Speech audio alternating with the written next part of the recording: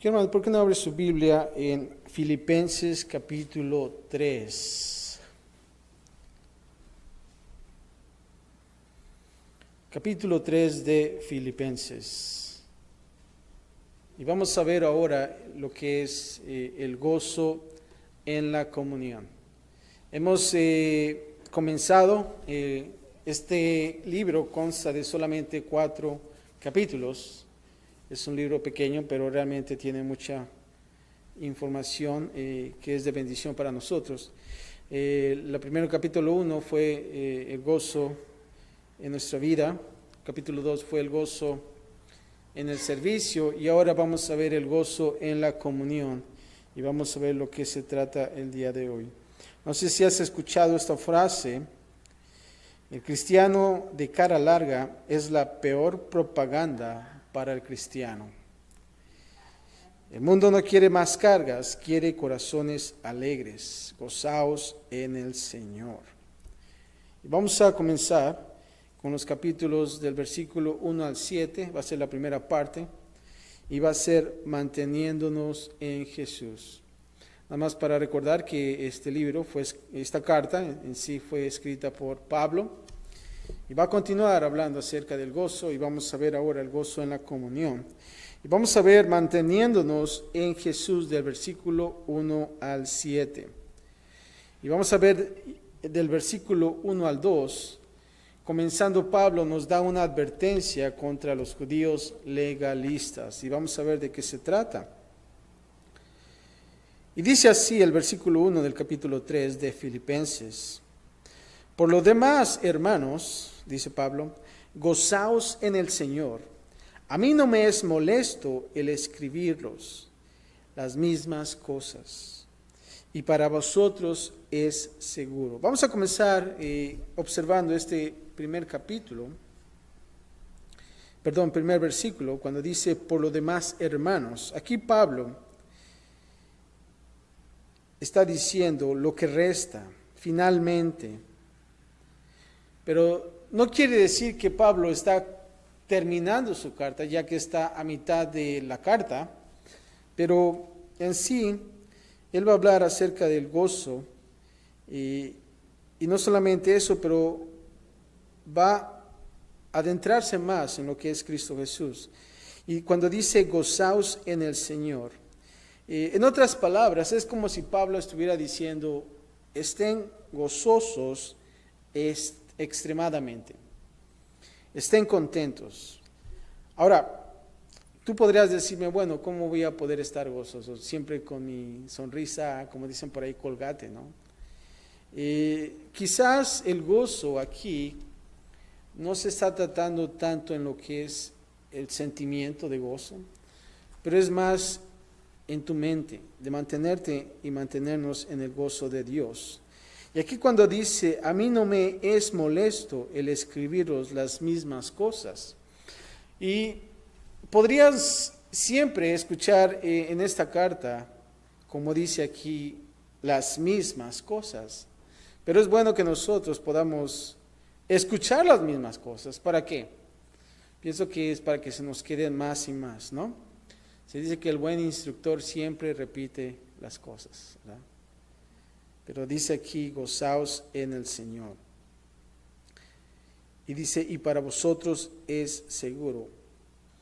Aquí cuando dice, a mí no me es molesto, es como si te dijera, no es tedioso para mí.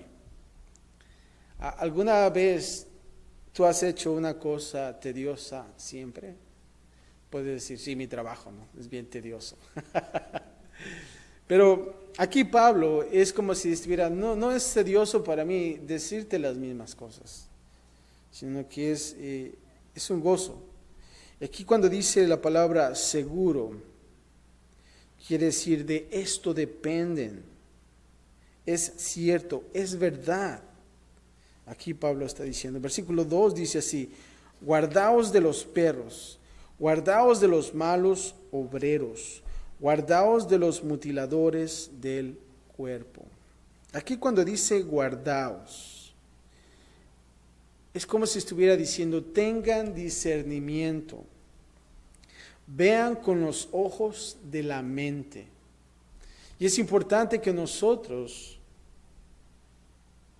tengamos esa palabra siempre en nuestra mente. Guardaos de los perros. Tengan mucho discernimiento. Si una persona viene contigo y te dice algo, siempre tienes que abrir tus ojos de la mente. Ahora aquí cuando dice perros, ¿verdad? Quiere decir hombres de mente impura. Aquí dice guardaos de los perros. No sé si en tu país, aquí los perros no son tan malos como digamos, ¿verdad? Aquí no he visto un perro que me muerda. Pero bueno, puede que haya, no sé. Pero si tú vas a tu país allá en Sudamérica, los perros son bravos, ¿no? Y si te metes a una casa, es una mordida segura. Esos perros parece que ni les dan de comer por muchos años, ¿verdad? Pero andan bien bravos. Son bien bravos, pero aquí dice, los perros, dice, guardaos de los perros, hombres de mente impura. Ahora, en los tiempos bíblicos, escucha esto acerca del perro. El perro no era tan apreciado como ahora, ¿verdad? Ahora hasta les ponemos su suétercito y toda la cosita, y tantas cosas que hay para los perros. Pero en aquellos entonces un perro no era muy apreciado. Se le consideraba un animal vagabundo y se alimentaba de desperdicios y cadáveres. Híjoles, qué feo, ¿no? Imagínense, un perro come de todo, ¿no? Yo me acuerdo que en México les daban de comer hasta tortillas y tantas cosas, ¿no? Pero el perro come de todo. Pero en aquellos entonces se dice que les daban desperdicios y hasta cadáveres. Ahora, para los judíos, ¿saben quién eran los perros para ellos? Los gentiles. Los gentiles son aquellos que no son judíos, ¿verdad? Para los judíos, los perros eran los gentiles. Pero aquí, para Pablo, los perros eran los judaizantes, o quizás los judeocristianos, como se le llamaban los gnósticos. Ahora, Jesús consideraba perros a los que no saben distinguir entre lo santo y lo impuro. Fíjate lo que dice Mateo 7:6. No deis lo santo a los perros. Y aquí Jesús está hablando. No deis lo santo a los perros, ni echéis vuestras perlas delante de los cerdos, no sea que las pisoteen y se vuelvan y os despedacen. Ahora, aquí cuando dice malos obreros, son obreros que destruyen, perniciosos, aquellos que pueden provocar perjuicios y daños. Y tenemos que cuidarnos de esos malos obreros, de esos perros. Y también cuando dice mutiladores, un mutilador que hace, corta. Interesante que en aquellos tiempos la gente se mutilaba, se cortaba. Y era usual en aquellos tiempos cortarse para una gente que no está bien, claro. Pero aquí dice que debemos de cuidarnos de los perros. Ahora, en este contexto, señala a los maestros judíos celosos en extremo. Esos eran los judaizantes. Voraces, como carroñeros. No sé si has escuchado la palabra carroñero. En zoología, un carroñero es un animal que consume cadáveres de animales sin haber participado en su caza. No en su casa donde vive, pero en donde los cazan, ¿verdad? ¿Qué piensan de un animal carroñero? Los buitres, ¿no? Si se dan cuenta, y si te gusta ver el mundo o los documentales de los animales, y más los leones, ¿verdad? Son bien feroces. Pero si te das cuenta, cuando el león obtiene su presa, la mata y comienzan a comérsela. Y entonces vienen los buitres, y los buitres van así llegando y volando hacia arriba, ¿no? Esperando a que el león se llene para que él se coma como se le dicen, las sobrinas, ¿verdad? Las sobras. Pero esos, si te das cuenta, los buitres no participan de la caza. No les costó nada matar al animal. Simplemente llegaron al banquete, ¿verdad? Son como los gorrones, ¿verdad? En las fiestas. Pero bueno, ese es el carroñero. Y está aquí señalando a los maestros judíos celosos en extremo. Ahora, estos judíos, fíjate lo interesante, estos judíos seguían a Pablo en los lugares que predicaba. ¿Saben para qué? Para destruir su ministerio. Eran como los buitres ahí. Y ponte a pensar, aquí Pablo está llegando y está compartiendo de la palabra. Y después, ¿qué hacen? Llegan estos judaizantes y comienzan a destruir el ministerio que Pablo está haciendo. No sé si te ha pasado, cuando tú vas a las calles o estás platicando con alguien, o cuando estás en tu lunch, en el trabajo, y estás compartiendo de la palabra de Dios. Y llega una persona y comienza ahí así como los judíos extremistas, tratando de destruir el ministerio de Dios. Una vez cuando estaba en San Francisco, me acuerdo que estábamos repartiendo flyers, compartiendo de Dios, en una tienda afuera, y de repente llegaron, y claro, me vieron, nada más era yo y mi esposa y una persona más. Y me acuerdo ese día que llegaron unos testigos de Jehová en un carro, unos viejitos, y nos vieron y nos empezaron a dar sus propagandas. Y de repente se fueron, pero cuando vi, después de que se fueron, regresaron como 3 carros y salieron como unas 8 personas y empezaron ahí a repartir, y eran de la misma iglesia de ellos, los testigos de Jehová, y empezaron a repartir flyers, ¿no? Y como que me hicieron, quítate que ahí te voy, ¿ah? Y dije, wow, qué tremendo, ¿no? Qué tremendo es lo que están haciendo. Pero bueno, así son esas personas que tratan de destruir el ministerio. Estos malos obreros intentaban ganar la salvación mediante ¿qué? La observancia de la ley. Eso eran los judaizantes. Ellos veían la ley. Ahora esas personas, te voy a decir algo, sabían mucho, tenían mucha sabiduría, conocían la ley, pero no estaba aplicada correctamente. Aquí Pablo usa esta palabra mutiladores del cuerpo y hace referencia a su circuncisión, que no ofrecían beneficio alguno. O sea que estos judaizantes decían, no, ¿sabes qué? Tienes que circuncidarte. Y estaba hablando literalmente, ¿verdad? Pero no entendían lo que realmente significaba la circuncisión, una actitud del corazón, de la mente. Versículo 3 y 4, ahora vamos a ver la verdadera circuncisión. Y dice así, versículo 3, porque nosotros somos la circuncisión, lo que en espíritu servimos a Dios y nos gloriamos en Cristo Jesús, no teniendo confianza en la carne. Ahora vamos a entender un poquito más acerca de lo que es la circuncisión. Ahora dice así, porque nosotros somos de la circuncisión. Ahora la circuncisión, como dije, es nuestra actitud del corazón y la mente. No está hablando algo literalmente. Y aquí observamos 3 características de la circuncisión. En este caso, Pablo se refiere a los cristianos. Y pongamos mucha atención. Fíjate lo que dice aquí. Los que en espíritu, ¿qué? Sirven a Dios. Los que en espíritu sirven a Dios.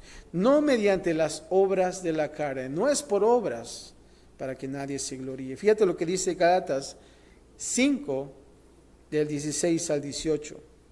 Escucha esto. Digo pues, andad en el Espíritu y no satisfagáis los deseos de la carne. Aquí estamos viendo qué es el Espíritu y qué, y la carne.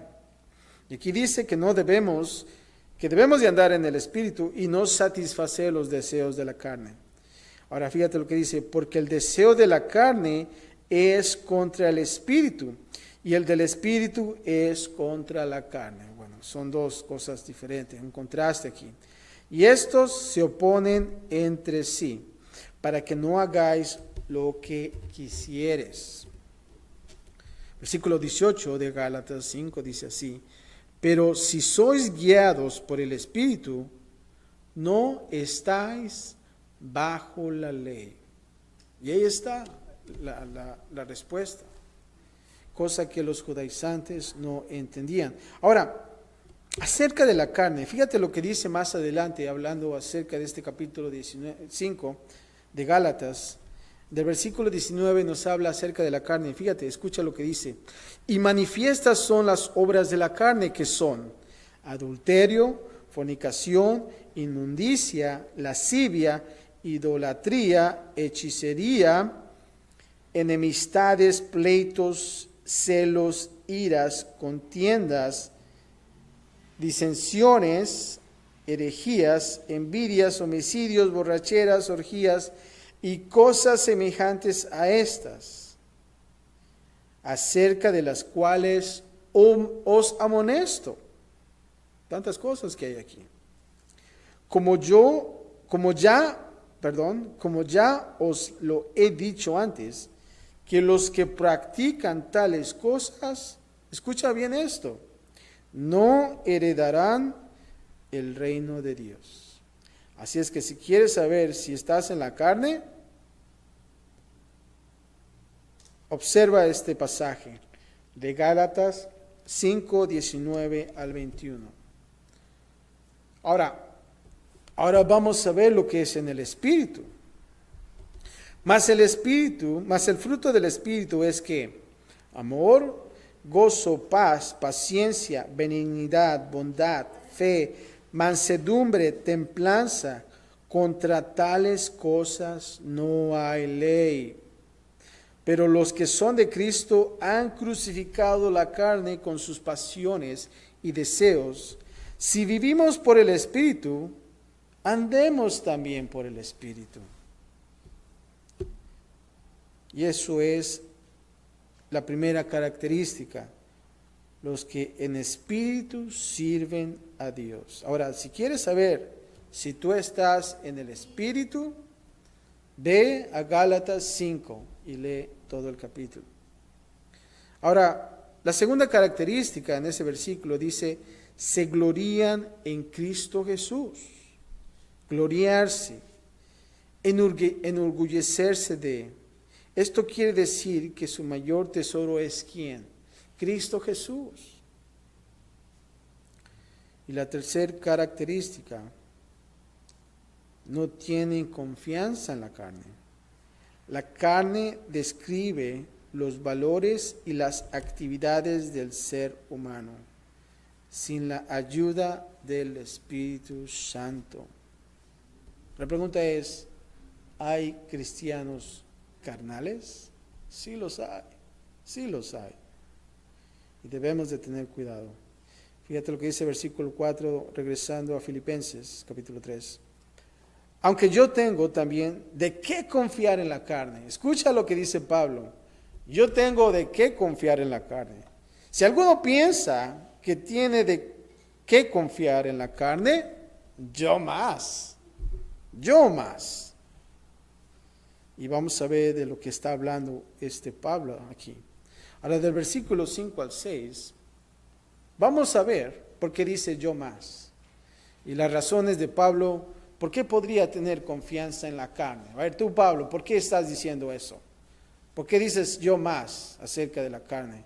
Tener confianza de eso. Bueno, fíjate lo que dice el versículo 5 en adelante. Y eso es importante, es muy vital. Acerca de Pablo, es tremendo este guy, es tremendo. Fíjate lo que dice el versículo 5. circuncidado al octavo día. Wow, ahí está, una palomita, ¿verdad? Del linaje de Israel, de la tribu de Benjamín, hebreo de hebreos, en cuanto a la ley, fariseo. Versículo 6, en cuanto a celo, perseguidor de la iglesia. En cuanto a la justicia que es en la ley, irreprensible. Aquí Pablo tenía que confiar. ¿De qué confiar en la carne? Porque por linaje y por logros. Ahora vamos a entender un poquito acerca de esto. Cuando dice circuncidado al octavo día, ¿se acuerdan que vimos Génesis 17 del 9 al 12 acerca de la circuncisión? Te lo voy a leer rápidamente. Fíjate lo que dice así. Dijo de nuevo Dios a Abraham: en cuanto a ti guardarás mi pacto, tú y tu descendencia, después de ti por sus generaciones. Este es mi pacto que guardaréis entre mí y vosotros y tu descendencia después de ti. Será circuncidado todo varón de entre vosotros. Circuncidaréis pues la carne de vuestro prepucio, y será por señal del pacto entre mí y vosotros. Versículo 12 dice: y de edad de 8 días, será circuncidado todo varón entre vosotros por vuestras generaciones, el nacido en casa y el comprado por dinero, y cualquier extranjero que no fuere de tu linaje. Aquí Pablo se refiere a que cumplió al pie de la letra con este mandato. 8 días, no más, pero tampoco menos. ¿Por qué? Porque se decía que si el niño, el bebé, era circuncidado antes, podía morir, no podía aguantar ese dolor. Pero aquí Pablo lo cumplió. Ahora, cuando dice de la tribu de Benjamín, en 1 Samuel 9, del 1 al 2, se habla acerca de la tribu de Benjamín. Dice así: había un varón de Benjamín, hombre valeroso, el cual se llamaba Cis, hijo de Abiel, hijo de Seror, hijo de Becorat, hijo de Afía, hijo de un benjamita. Y tenía él un hijo que se llamaba Saúl. ¿Se acuerdan de Saúl?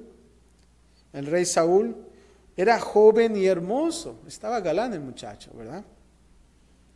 Entre los hijos de Israel no había otro más hermoso que él. De hombros arriba sobrepasaba a cualquiera del pueblo. Estaba alto el muchacho también. A lo mejor jugaba básquetbol, ¿no? Pero aquí está hablando acerca de la tribu de Benjamín. Ahora, Benjamín, siendo de la tribu del primer rey de Israel y siendo la única tribu que quedó leal a la casa de David, cuando las 10 tribus del norte se rebelaron bajo Jeroboam. El linaje de Pablo era admirable. ¿Se acuerdan que se dividió Israel? Bueno, ahí se dice que Benjamín, la tribu de Benjamín, fueron los que sobresalieron. Ahora, cuando dice hebreo de hebreos, es más, se dice que Saúl, ¿se acuerdan que Pablo se llamaba Saulo? A veces se dice que el nombre de él, de Saulo, salió del rey Saúl, supuestamente. Interesante, lo podía pensar. Pero regresando aquí, hebreo de hebreos, significa que poseía credenciales impecables. Fariseo en cuanto a la ley. El término fariseo viene de la palabra separación. Es decir, para honrar la ley del Antiguo Testamento, vivía de acuerdo a la ley como un fariseo, la secta judía más estricta en observación de las leyes. Ahora, tú dices un fariseo, es una persona mala, ¿verdad? Bueno, en aquellos entonces el fariseo no era tan malo como lo pensábamos. ¿Por qué? Porque ellos tenían mucha sabiduría, realmente estaban en la palabra, ¿no? Y qué bonito es. Sin embargo, llegaron al extremo, como dicen por ahí, y realmente no lo podía aplicar. Pero aquí dice también perseguidor de la iglesia. Ahora, regresando, dice Pablo era un fariseo, conocía, él era un hombre educado, Pablo, realmente era un hombre educado. Y aquí dice perseguidor de la iglesia. El celo que demostró al ser perseguidor de la iglesia no era necesario ni para los fariseos. Vemos ese celo cuando antes Saulo perseguía a la iglesia y realmente era muy excelente en todas las cosas. Ahora aquí cuando dice irreprensible en cuanto a la ley, significa que Pablo había conseguido todo lo que la ley prometía. Según sus principios judíos, no había fallado. O sea que era un muchacho que tenía sus principios y excedía en todas esas cosas. Era una persona, no sé, en tu escuela siempre ves a un muchacho que en su boleta siempre saca puras A's o puros dieces. Y yo conocí a un amigo, tenía un amigo coreano que en toda su boleta, en sus calificaciones, todo tenía A's, extremadamente. Y una vez me acuerdo que sacó una B y estaba bien enojado. Yo aunque sea tuviera una A, yo estuviera contento, ¿verdad? Puras F's de fantástico, pero bueno. Él con una B ya estaba enfurecido, pero realmente él era un excelente estudiante. Y aquí vemos también la excelencia de Pablo. Era un Pablo que seguía al pie de la letra todos los principios.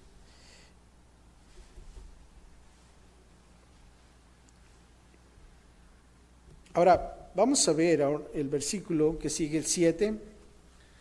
Pablo rechaza toda confianza en la carne. Y ahora, estamos viendo las razones y ahora va a rechazar toda confianza en la carne. Aquí el versículo 7 dice así: pero cuántas cosas eran para mí que ganancia. Todo lo que acabamos de ver, esas razones, para Pablo eran ¿qué antes? Ganancias, ¿no? Todo era ganancia. Y dice, las he estimado como pérdida por amor de Cristo. Antes, todo lo que Pablo hizo, ahora es estimado como un daño. Todo esto no importa comparado por el amor de Cristo Jesús. No sé si te ha pasado a ti también. Antes quizás, cuando no conocías de Jesús, tú tenías tus cosas o hacías cosas en la carne, pero todo eso ahora es pérdida por el amor de Cristo Jesús comparado. Ahora en la segunda parte, del 8 al 16, vamos a ver una relación viva con Jesús. Y dice así, el versículo 8, la ganancia de Pablo en Cristo Jesús. Y dice así: y ciertamente aún estimo todas las cosas como pérdida por la excelencia del conocimiento de Cristo Jesús, mi Señor, por amor del cual lo he perdido todo y lo tengo por basura para ganar a Cristo. Aquí cuando dice, y ciertamente aún estimo todas las cosas como pérdida, aquí Pablo está evaluando su vida anterior y expresa sus aspiraciones actuales. El verbo aquí, estimar, aquí indica una reafirmación continua de su actitud. En otras palabras, para entender este versículo, Pablo está diciendo que ha estimado lo que hizo como pérdida y aún todavía continúa estimando todo como pérdida. Todo lo que hicimos nosotros antes de conocer a Cristo Jesús fue que pérdida. Y ahora, aún todavía esas cosas son que pérdida, ¿no?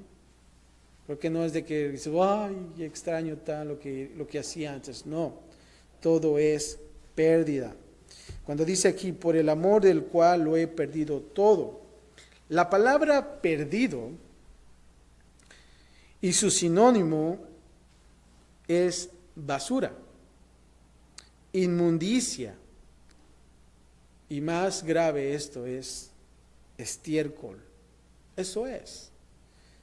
Todo esto es pérdida. En otras palabras, si tú quieres quitar esa palabra pérdida, todas estas cosas son estiércol.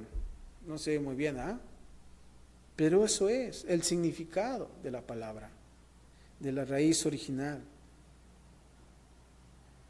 La pérdida de Pablo era por causa de Cristo, por la excelencia de su conocimiento y por ganarlo a Él. Versículo 9, vemos los beneficios espirituales de su ganancia en Cristo Jesús. Y ser hallado en Él, no teniendo mi propia justicia que es por la ley, sino para la que es por la fe de Cristo, la justicia que es de Dios por la fe. Pablo ha dejado todo en el pasado, sus cumplimientos hechos, viendo todo como estiércol. Ahora Pablo con nuevas aspiraciones. Y aquí observamos 3 de ellas. La número 1 es ganar a Cristo y ser hallado en Él. Eso es.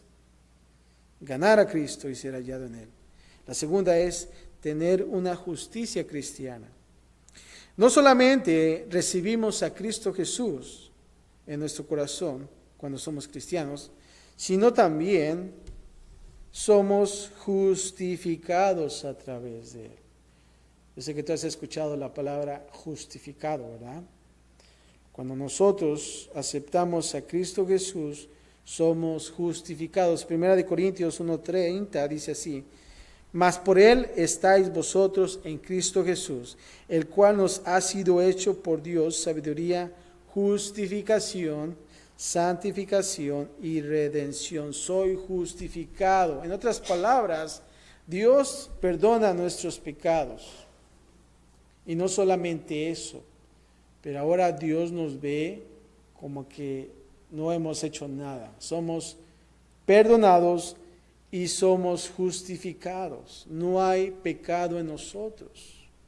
Esa es la justificación.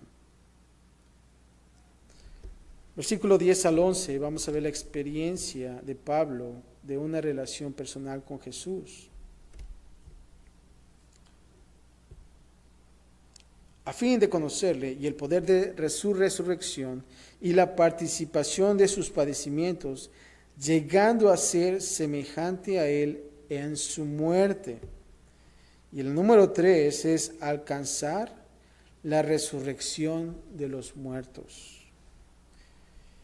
Ahora vamos a desglosar un poquito este versículo para entenderlo bien. Aquí cuando dice a fin de conocerle, Pablo, de hombre legalista, sabía de Dios intelectualmente y teológicamente. Ahora pasa a conocer a Dios, ¿qué? Íntimamente. Ahora entendamos esto, hermanos, entendamos esto. Pablo no era una persona ignorante de las cosas. Él tenía sabiduría, él sabía la palabra. Pero ¿sabes qué? Era un hombre legalista, sabía la palabra, pero no tenía o no conocía a Dios íntimamente. Y creo que nosotros debemos estar en ese conocimiento de Dios, en esa relación con Cristo Jesús. Pero para eso nosotros tenemos que haber nacido en Dios. Cuando tú conoces a tus padres, tú tuviste que haber nacido a fuerzas, ¿no? No pudiste conocerlos sin haber nacido. Entonces, de la misma manera, si tú conoces, tú necesitas nacer ¿para qué? Para conocer a tu Padre. Y cuando dice aquí, y el poder de su resurrección. La mayoría de las veces como cristianos hablamos de ¿qué? De la muerte de Cristo Jesús. Acabamos de pasar ¿qué? Semana Santa. Y se habla mucho de la ¿qué? La crucifixión. Pero ¿sabes qué? Muy poco decimos de su resurrección. ¿Verdad? Esto es poder. Conoceremos a Jesús íntimamente solo a través del poder de su resurrección. Y aquí cuando dice, y la participación de sus padecimientos, en tiempos difíciles en nuestras vidas, sufrimientos, problemas, tragedias, dolor, es cuando realmente nosotros conocemos al Señor. ¿Te has dado cuenta? Cuando estás en medio de problemas, es cuando conoces más a Dios. Es parte de nuestra vida como cristiano. Ahora, no queremos decir que estemos lamentándonos todo el tiempo y en la situación que nos encontremos. Pero ¿sabes qué? Esto quiere decir que experimentaremos el poder de la resurrección, de su resurrección, de Cristo Jesús, a través de los tiempos difíciles. Y aquí cuando dice, llegando a ser que semejante a Él en su muerte.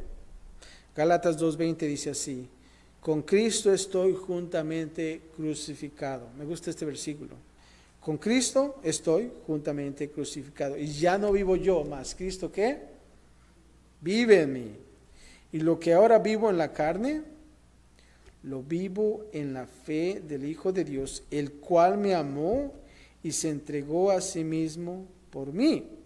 Esto quiere decir morir a nosotros mismos, hacer que Dios haga su obra ¿en quién?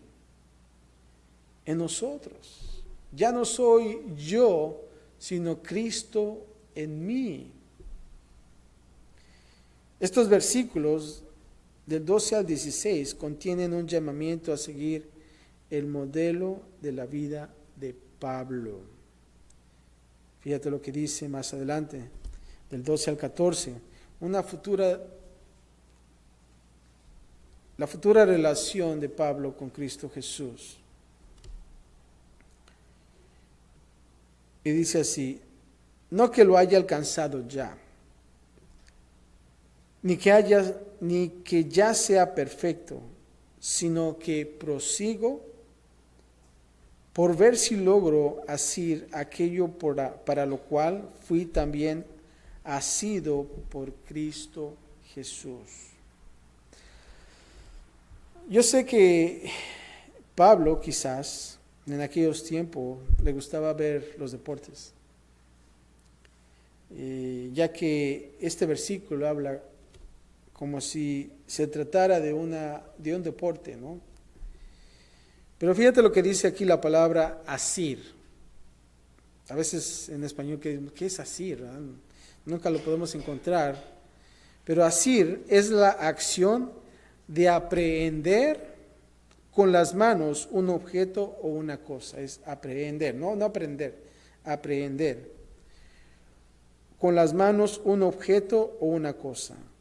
O te voy a decir otro para entenderlo mejor. O de agarrarse con fuerza a algo, aferrarse, ¿no? Es un verbo transitivo, cuyo origen etimológico proviene de asa, del latín, ansa, que significa asidero o empuñadora, que se traduce como amarrar. Dentro de la vida de Pablo, cuando observamos su conversión, Pablo fue cautivado por el Señor, fue aprendido, cuando leemos en Hechos 9:6, fíjate lo que dice así, él, Pablo, temblando y temeroso, dijo, Señor, ¿qué quieres que yo haga? Aquí vemos una conversión radical en Pablo.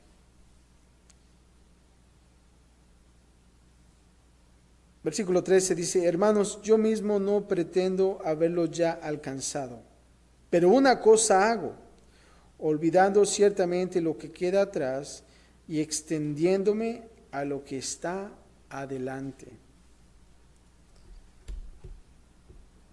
Aquí Pablo reconoce su imperfección, alcanzando es recibido y perfecto es consumado. Indican una necesidad de crecimiento. Ahora, la palabra extendiendo nos recuerda de la disciplina y la concentración de un atleta. Olvidemos las cosas del pasado, desechemos todo rencor, dolor, cualquier cosa que pueda conducirte a tu pasado. Echemos nuestras situaciones al fondo del mar y no seamos que pescadores de ellas, tratando de sacarlas otra vez a la superficie en nuestras vidas. Debemos nosotros seguir adelante. Versículo 14 dice así: prosigo a la meta, al premio del supremo llamamiento de Dios en Cristo Jesús. Aquí la palabra prosigo, meta y premio utilizan ¿qué? Un simbolismo de ¿qué? De energía, la concentración y la recompensa del corredor. El premio es el supremo llamamiento de Dios al cielo, como si un árbitro llamase al vencedor para subir al estrado y recibir ¿qué? Su trofeo. Eso es. Romanos 6:23 dice así: porque la paga del pecado es muerte, mas la dádiva de Dios es vida eterna en Cristo Jesús, Señor nuestro. Ahora, la vida eterna es el regalo de Dios, y esto es a través de Cristo Jesús. Versículo 15 y 16, Pablo exhortando a los filipenses a que tomen la misma actitud. Así que todos los que somos perfectos, esto mismo sintamos. Y si otra cosa sentís, esto también os lo revelará Dios. Aquí Pablo, cuando dice somos perfectos y esto mismo sintamos, está hablando de que de una madurez, y exhorta a los perfectos, aquellos falsos maestros que alegaban perfección. Pablo se da como un modelo a seguir, incita a los filipenses a ¿qué? A seguirle. Y vemos aquí el gran ejemplo y el gran testimonio de Pablo. Y cuando dice aquí, y si otra cosa sentís, si todavía, en otras palabras, tu mente está en el pasado, si te sientes derrotado por alguien en el pasado, Dios lo traerá a la luz. Eso es lo que está diciendo aquí. Versículo 16 dice: pero en aquello a que hemos llegado, sigamos una misma regla, sintamos una misma cosa. Aquí cuando dice aquello que hemos llegado, es lo que ya provocó el éxito en la vida cristiana. Y cuando dice sigamos una misma regla, significa andar en orden, en fila, como un soldado. Mi pregunta para ti es esto: ¿tienes éxito en tu vida como cristiano? ¿Hasta dónde has llegado?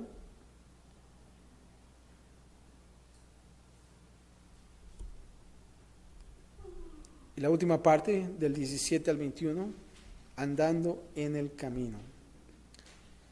Y aquí dice: hermanos, sed imitadores de mí, y mirad a los que así se conducen, según el ejemplo que tenéis en nosotros. 18 y 19. Perdón, sorry.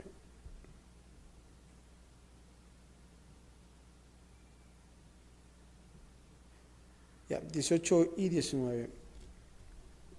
Ahora vamos a ver los malos ejemplos. Ahora aquí estamos viendo que Pablo está dando que el buen ejemplo, el buen testimonio. Y ahora aquí vamos a ver los malos ejemplos, los enemigos de la cruz. Y dice así el 18: porque por ahí andan muchos, de los cuales os dije muchas veces, y aún ahora lo digo, llorando, que son enemigos de la cruz de Cristo. Aquí siempre encontramos a Pablo alentando a los cristianos en su vida. Creo que es bueno que nosotros de la misma manera podamos alentar a otras personas cuando están en tiempos difíciles. Fíjate lo que dice aquí: sed imitadores de mí. Revela la confianza que tenía de vivir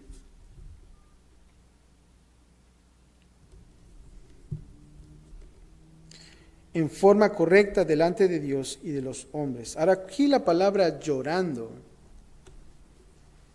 aquí es la única vez que Pablo está, y vemos que se registra en la Biblia que él está llorando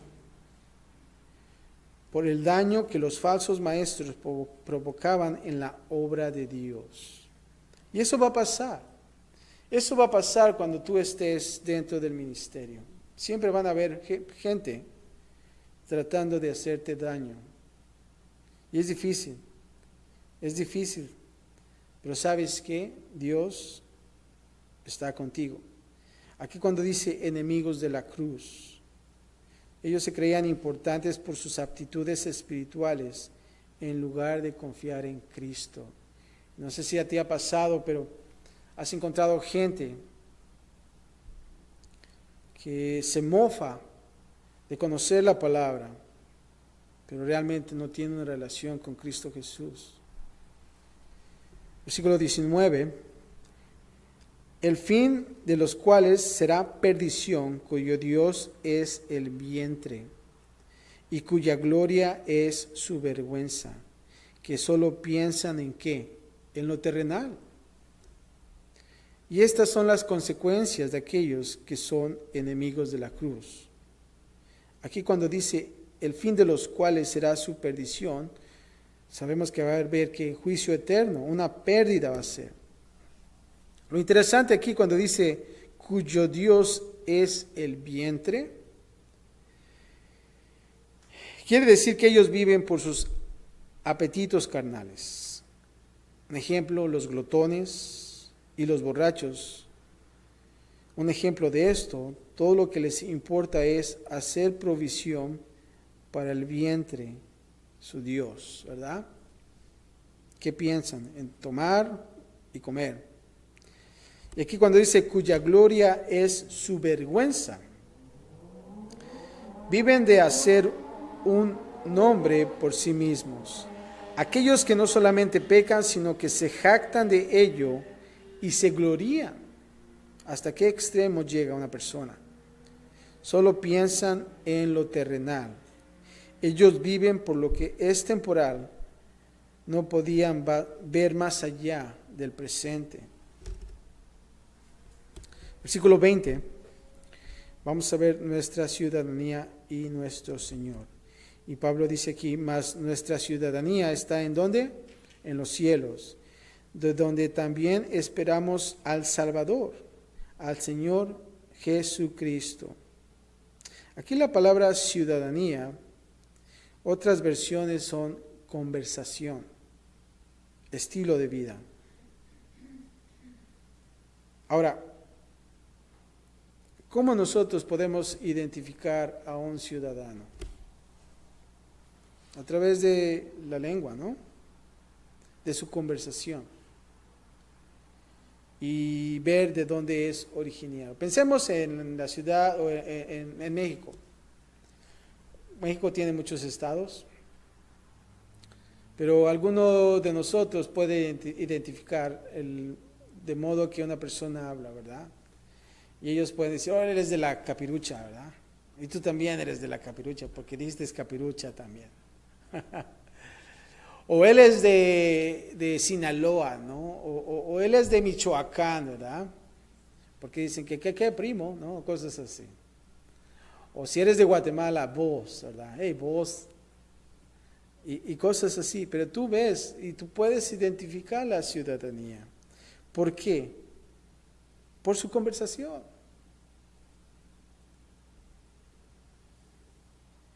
De la misma manera, es verdad espiritualmente. La Escritura declara que de la abundancia del corazón que habla la boca. Mateo 12:34. Y mi pregunta es, ¿qué tipo de conversación tenemos nosotros como cristianos? ¿Qué estilo de vida tenemos también? ¿De dónde es tu ciudadanía? Y creo que del modo que tú conversas, tú puedes entonces tener tu ciudadanía, ¿verdad? Tenemos que nosotros tener cuidado de eso. Como cristianos debemos de hacerlo en las cosas de allá arriba, el cielo, estando donde, aquí en la tierra. Muchos decimos, yo quiero ir al cielo, ¿verdad? Y entonces puedo hacer tantas cosas, o cosas así, ¿no? Pero que nosotros podemos aquí vivir la vida eterna con gozo. Y debemos también de tener cuidado en nuestra conversación.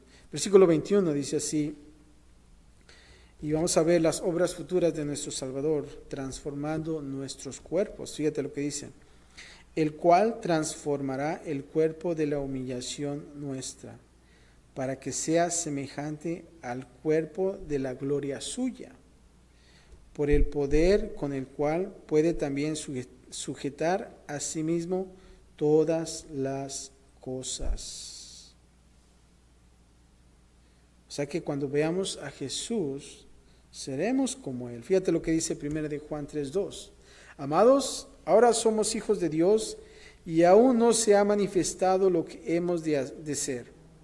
Pero sabemos que cuando Él se manifieste, seremos semejantes a Él, porque le veremos tal como Él es. Estos cuerpos viles que se están deteriorando, nuestro cuerpo, son propensos al pecado.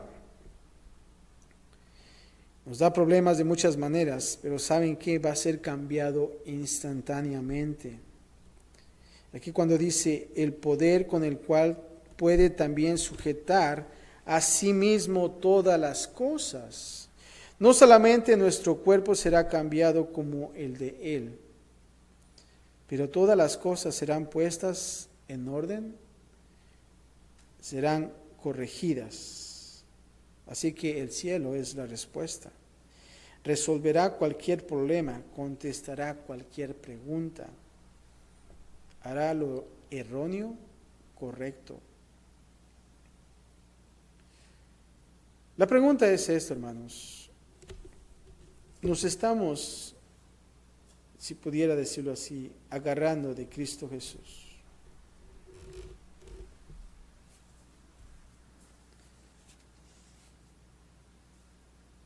Creo que es importante que nosotros andemos en el Espíritu y no en la carne.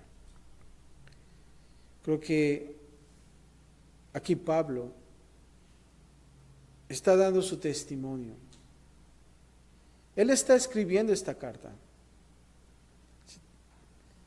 Pero más que escribir, él está actuando. Y creo que para nosotros es importante que aprendamos. Pablo era un conocedor de la palabra, pero no solamente conocía, pero ¿sabes qué? Él hacía también. Pablo no solamente sufrió una conversión radical, pero ¿sabes qué? Si te das cuenta, él cuando estaba persiguiendo a los cristianos, tenía sus principios, él sabía qué estaba haciendo. No era de que se le ocurrió, no, pues no tengo nada que hacer, pues vamos a perseguir a los cristianos, a ver qué. No. Él sabía.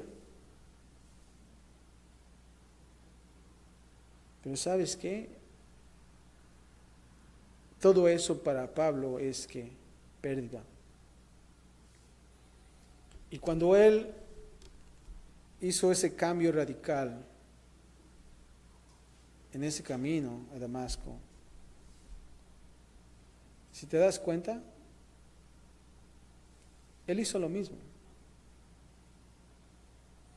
Siguió a Cristo Jesús al extremo, ¿verdad? Y creo que es un gran ejemplo que podamos nosotros observar de Pablo. y no se las vio fáciles. Imagínense, teniendo enemigos también, enemigos de la cruz, y donde él iba a predicar, siempre estaban ahí tratándolo de destruir. Y en otras cartas vemos también en su vida que había gente que no querían a Pablo, querían sustituirlo. No, Pablo no, agarremos a otra persona. No era fácil para Pablo, pero él entendió algo. ¿Y qué fue? El amor de Cristo Jesús, que excedía todo, que excede todo conocimiento.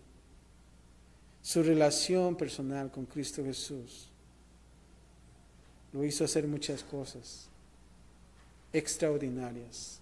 La pregunta es, ¿qué hay de nosotros? ¿Cómo fue nuestra conversión? ¿Y qué estamos haciendo al respecto? Ahora, no es por obras, y no te voy a decir, no, pues, entonces estoy hablando de obras. No, no es por obras. Pero ¿sabes qué? Cuando tú amas a Cristo Jesús, creo que eso te causa hacer algo, ¿no? Y creo que nosotros, de la misma manera, debemos de ser un buen ejemplo de andar como Cristo también, como Él nos enseñó. Padre, te damos gracias, Señor, por tu palabra. Hemos visto, Señor, aún así, el gozo que Pablo tenía en la comunión contigo, Señor. Creo que hemos observado su vida anterior como perseguidor de la iglesia, Señor. Aún así, él siendo educado, Señor, conociendo la ley, Padre, hasta que tú lo llamaste, Padre, al ministerio. Padre, de la misma manera queremos nosotros continuar, Señor, aún así en tiempos difíciles. Padre, sabemos que de la misma manera tú quieres que podamos andar contigo, Señor, más y más. Nuestro testimonio, Padre, nuestra conversación, Señor. El hecho de que nosotros podamos continuar en el Espíritu, Señor, y no terminar las cosas en la carne. Padre, ayúdanos, Señor, y que podamos nosotros analizar nuestra vida, Señor, y quitar todas las cosas que están en la carne, Padre, y que podamos nosotros vivir más en ti. Tener el fruto del Espíritu en nuestras vidas, Señor, y no solamente eso, pero Padre, el hecho de que nosotros podamos dar fruto a otras personas. Se trata de dar, Señor. Padre, gracias por tu palabra, gracias, Señor, por este capítulo más del libro de Filipenses. Y listos y ansiosos por el último capítulo, Padre. Gracias por todo, Padre, en Cristo Jesús. Y todos decimos, amén.